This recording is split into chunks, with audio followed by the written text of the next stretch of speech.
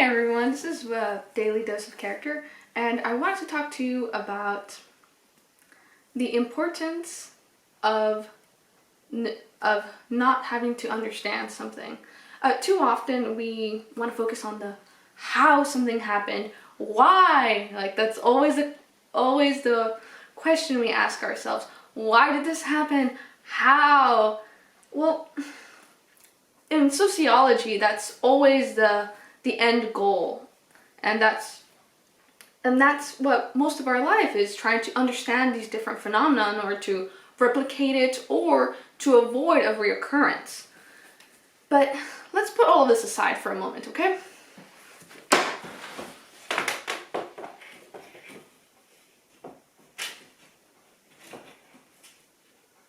There are times when you do want to ask, how did this happen? Why did this happen? But there is a somewhat linear progression of going from what's going on and then managing and asking these other questions. So, for those of you that don't know, I'm Adriana Benson. I do have a degree in disaster studies, so that goes from prevention, mitigation, preparation, response, and recovery of disasters. So, I do want to explain that.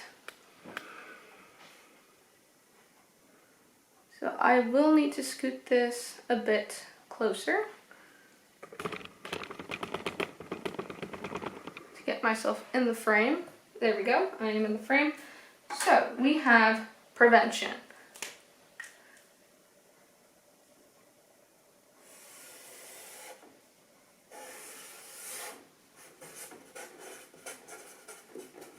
So this could be prevention from having your house broken into, all the way to preventing a house fire.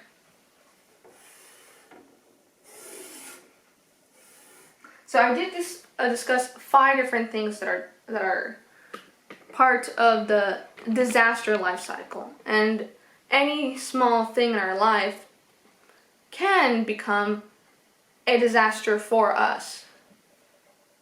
So we have mitigation.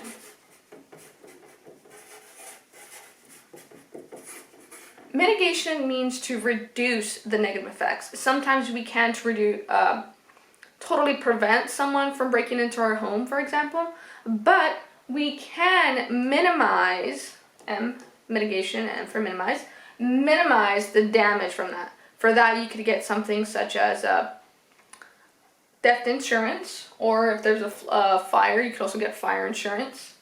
So this is minimize impact.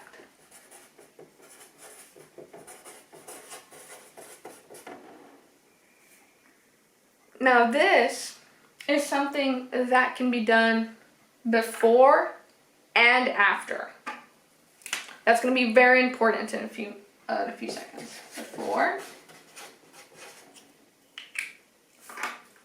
and after the incident. Even after something happens, let's say there's a fire, there's things you can still do to minimize the damage. For example, when we were experiencing a lot of heavy rain, people, even after it began to rain, people still were trying to find ways to create sandbags as barriers to prevent water from entering their homes. Onward from mitigation, we're getting a little bit closer to an incident actually occurring. We're still in the before phase. Something else that we can do is prepare. Whoa, that's kind of similar, but not so. All of this kind of bleeds into each other.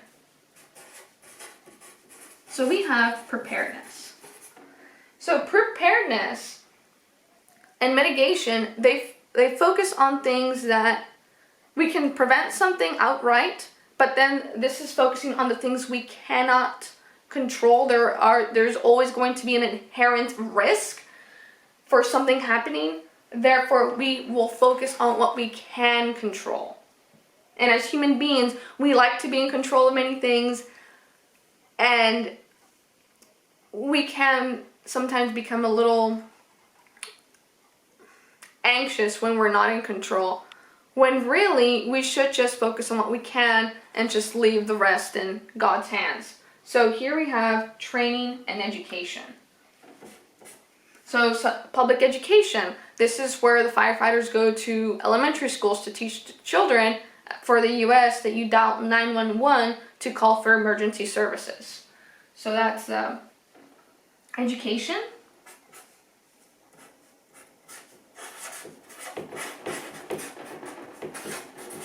Or for the actual professionals, or also for citizens, it can be training. This could be something like CPR training. This is preparing you to be in a situation where someone might fall into cardiac arrest. So with this training education, you're kind of simulating, you're practicing. P for prepare, P for practice. So it's practice.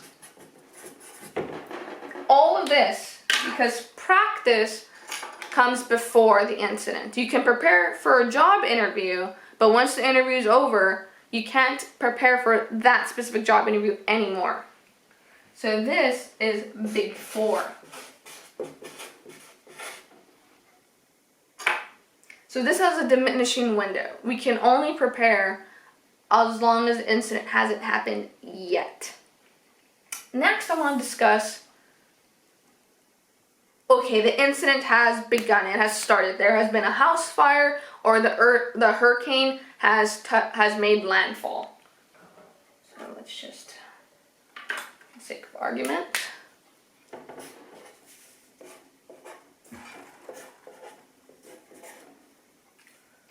we're now going to be talking about the initial response.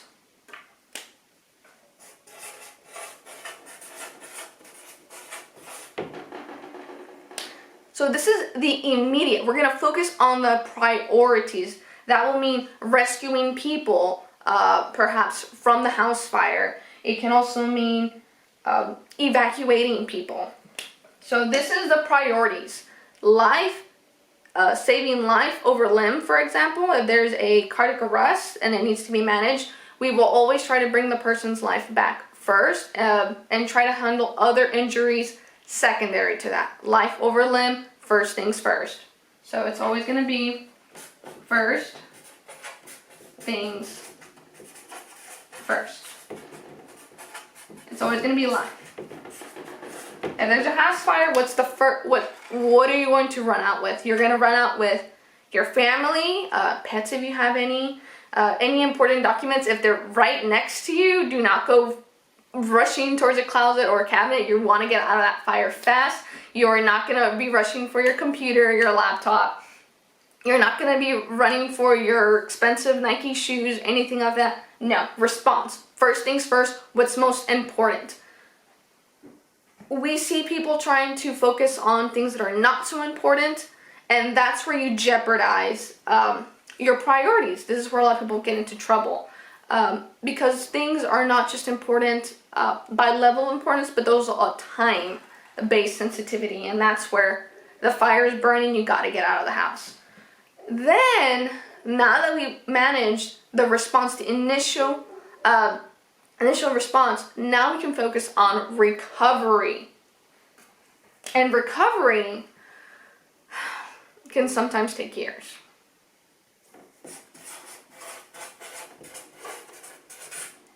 So recovery means return to the previous state or return to something even better.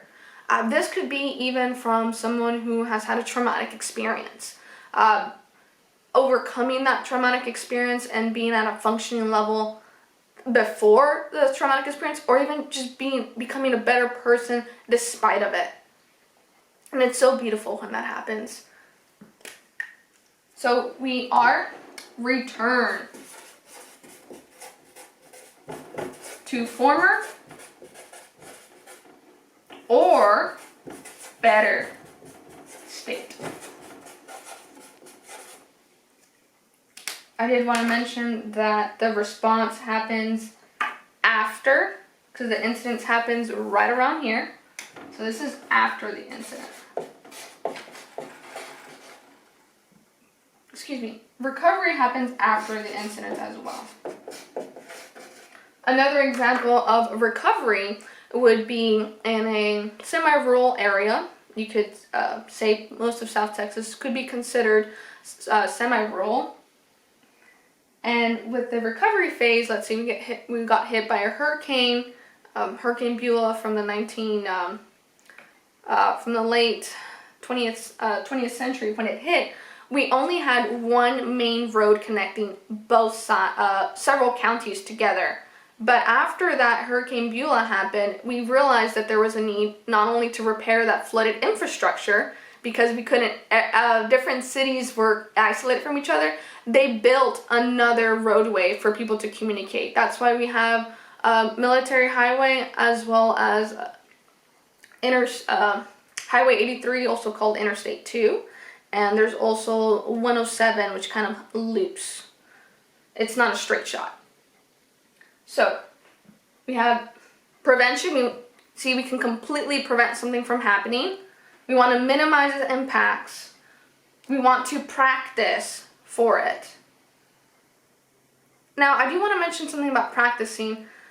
There is a way to practice something properly. You could practice makes perfect, but only perfect practice makes perfect. What I'm trying to say is, you could practice tying your shoes, but if you practice wrong, you're gonna do it wrong afterwards. Now, I do want to say, practice doesn't have to be completely perfect, in the sense you might mess up a little there, and that's fine, because the beauty of exercises is that you learn from your mistakes. Let's say that you're a new EMT and you're learning how to do CPR, and you do mistakes in your practice. That's fine. We actually want to discover those mistakes during practice so we can avoid making those on a real patient.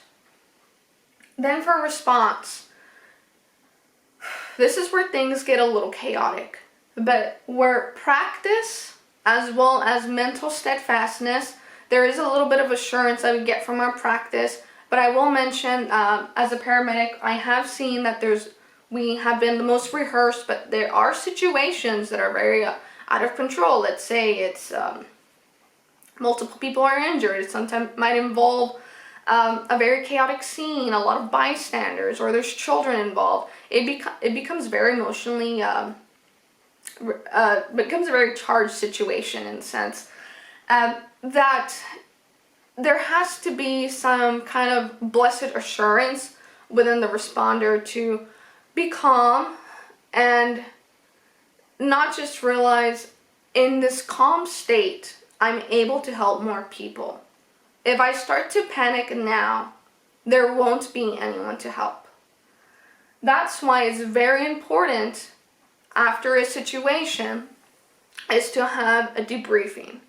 During 9/11, when they were removing people from the rubble, or the rescue dogs, when they were helping find any people that were trapped, they actually had to give the dogs breaks, or have people be found that weren't exactly trapped, in order to give the dogs a little bit of psychological assurance. Same thing with 9/11. It took days to move rubble, find people, and you're not very efficient when you stay up for 24 hours. Therefore, the responders also had to take shifts. Even though this was something, I gotta save lives, I gotta get people out of the rubble. But you're no good to anyone if you are just completely distraught. There is a time to take a breather, to relax, because it always comes that if you are in no position to help others if you are not fine. So this model of disaster preparedness can be scaled down to even emotional issues, as well as to issues involving multiple people. Could be even scaled all the way up to what happened with COVID-19. So I do want to encourage all of you. Oh my goodness, I did not realize this was going to be almost 15 minutes. I was just very excited about the topic. I would like to encourage all of you to gauge where you are. Because here in the mitigation preparedness phase, yes, we do want to say, like, how can something happen? How could my house flood? What are the different ways that water could get into my home? Maybe these are the doors that are a little bit lower than the rest, where water can come in.